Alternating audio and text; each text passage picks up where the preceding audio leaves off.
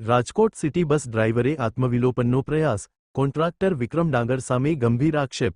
અહેવાલ સંજય પોપટ. વિક્રમ ડાંગર 6 મહિનાથી હેરાન કરે છે. એક તો ત્યાંથી વાકોગરનો કામમાંથી કાઢી નાખ્યો, બીજી જગ્યાએ ક્યાંય કામે રહી છે તો ત્યાં એને ધમકાવે છે, ત્યાંથી કામ કઢાવી દે વાઘુના વગર.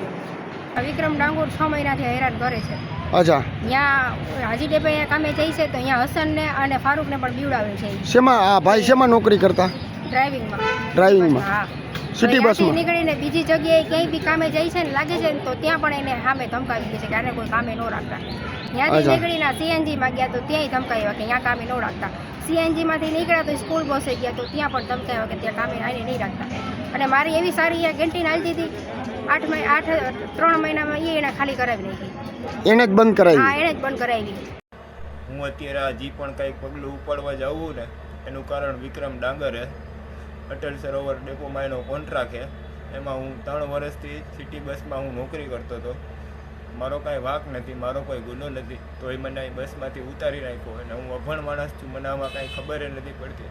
મારું બોનસ એ હલવાઈ ગયું, 1 વર્ષ 2 વર્ષનું બોનસ, એ બધી બીજા નંબરની વાત. હું 6 મહિનાથી મને કેટલી વાર મને ધમકી દીધી અને 6 મહિનાથી હું એ હેરાન છું કે હું ગમે ત્યાં કામે જાઉં. સીએનજીમાં મેં ડોક્યુમેન્ટ મારા જમા કર્યા, સીએનજીમાં આરએમસીમાં એ સબમિટ થઈ ગયા હતા.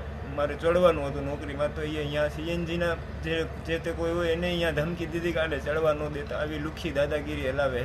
ભાજપનો કાર્યકર્તા હે, એ ગરીબ માણસને આવી રીતે હેરાન કરે. તો મારે 6 મહિનાથી હું હેરાન હું, મારી પાસે કામકાજ કાંઈ નથી. મારે શું કરવું? મને ઘરની બહાર નીકળતાય બીક લાગે છે.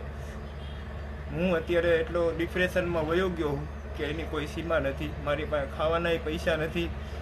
હું અત્યારે બહુ મજબૂર છું.